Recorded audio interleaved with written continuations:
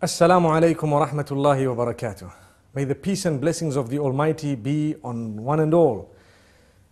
Today we will be discussing another very, very important topic, and that is what we see around us. What do we see? We see a lot of things. One of them is everybody is running. Everybody is racing. Racing to do what? Racing to get more, to have the latest, to have everything the others have and even more and better, and to see who has the best and so on. This is more like a rat race, the race behind materialism. If we are to run behind materialism, materialism has no end. A lot of the times the example that people give is that of the mobile phone.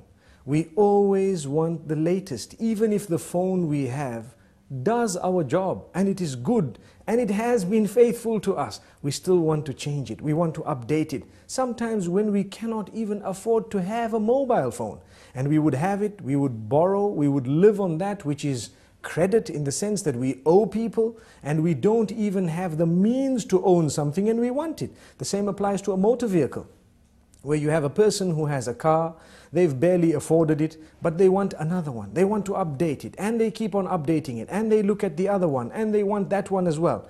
And then they are never happy with what they have because they see what others have. We are taught as Muslims, be happy with what you have. Look at what you have, concentrate on it, and thank the Almighty for what He has given you and for where He has placed you. And this is the contentment of the heart that is required by a believer. And we need to know, yes, if you can afford it very comfortably, then go to it. And maybe perhaps you are allowed to have it. But what you do need to understand, and I do need to understand as well, is that I need to tailor-make my life according to my budget. What I have is the budget. What I own is the amount that I have. I need to make sure that I buy that which I can afford. Why should I buy something I cannot afford? It is a burden on the shoulders. It is something that will bog me down. It is always a worry in the mind. Some people have, and we've seen this happening even in advanced countries, some people have lived on credit all their lives. So they have a job, the job pays them a good salary, their car is on hire purchase, the furniture is on hire purchase, the television on hire purchase, the computers on hire purchase, the phones on hire purchase, the furniture, everything on hire purchase. So much so that even their holidays are not yet paid for. And they've just swiped a card and it keeps on adding. They did not calculate that one day we might lose the job. Then how are we going to pay for it? And this has happened. It has happened in the most advanced of countries. And we need to know that it can happen anywhere. And for this reason, Islam teaches us, don't live on credit. Live your life according to your means. If you cannot afford a holiday, don't go on it. Or go on a more basic holiday. If you cannot afford a mobile phone, don't have one. If you cannot afford a vehicle, go with public transport. It might be better for you. And so on. Yes, we should aim right at the skies. No harm in that. But do not pretend like you're living on a cloud when you have not yet moved above the ground, because that will probably bring you crashing to the ground. And this is why we say the race towards materialism does not stop. It continues. The more we run, the faster it runs. So we continue running behind it and there is no stopping. Sometimes it even gets to our marriages. And this is a point that might be a red button being pressed, but we need to say it. When a person is used to changing everything, every time a new model is out, they want a new car, a new phone, a new watch, a new this, a new house, some people who are weak, it might even seep into their marriages where they no longer are interested in their own wives. Why? There is a new model out, so to speak. What does that mean? There is someone who wears a different type of clothing, who has a different cut, different likes, and everything is totally different, much younger and so on. We need to be careful. We should never allow this to seep into that department of our lives. And for this reason we say, harness it from the very beginning and you will be calm. You will lead a relaxed life. How many poor people do we have who sleep very well? And on the other hand, how many rich do we have who cannot sleep without a sleeping pill? How ironic. It should have been the other way around. But the reason is, sometimes the more we get, the more we want. And for this reason, the Almighty keeps us sometimes slightly backward so that we can enjoy our sleep.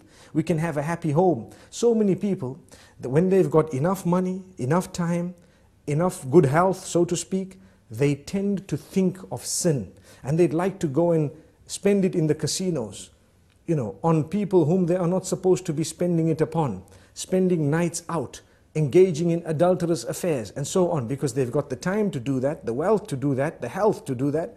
So as a gift of the Almighty, He sometimes keeps us less wealthy so that we don't even go there. He sometimes keeps us less healthy so that we don't have the health to do that. And sometimes He keeps us occupied so we don't have the time to do that. And we lead a happier home, a happier life, a happier family. Our children are always with us on our laps, having the meals with us and so on. Whereas you have sometimes those who have been given a lot, they don't have a meal with their children. Their children are distant. They have a relation with them which is very plastic, or should I say, very cosmetic. We ask the Almighty not to make us from those. Yes, there is an exception. There are those who are wealthy, and they use their wealth in the right direction, and they do not allow that wealth to develop, or should I say, to change in a negative way their character and conduct. Because sometimes what wealth does, it messes a person up. Or, to word it more correctly, as we've always said, wealth does not spoil you, but it gives you the opportunity to show who you always were inside. And I think we've explained this in the past. Like someone working for a boss, and his boss tells him something he doesn't like, he might be very upset, he wants to show it, but because he's not as wealthy, he cannot show it. So he says, yes sir, thank you sir, okay sir. But his heart is bubbling and bursting with all this, want to actually clarify and to answer back. He hasn't done it because of his standing. The minute he gets wealth, the wealth did not spoil him, but it gives him a chance to answer back and say, who do you think you are? If you have, we have as well.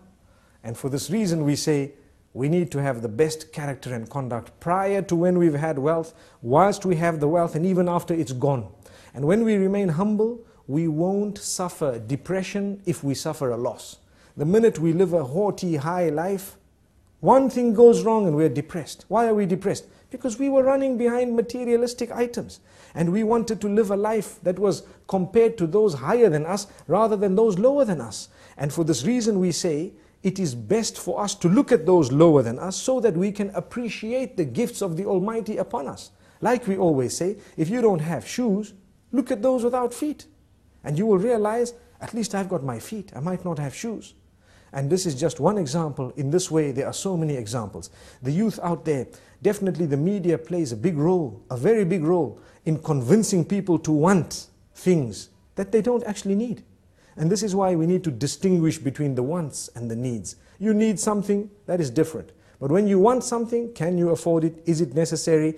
Even if you can afford it, is it going to result in the destruction of your marriage, in the pushing away of your own children, or in the loss of respect, or in the changing of your habits in a negative way? If it is, leave it out. It's only something you want. You don't actually need it. You'd rather remain with that which you need and have an intact family with positive, relatives and family members and a good work environment and so on.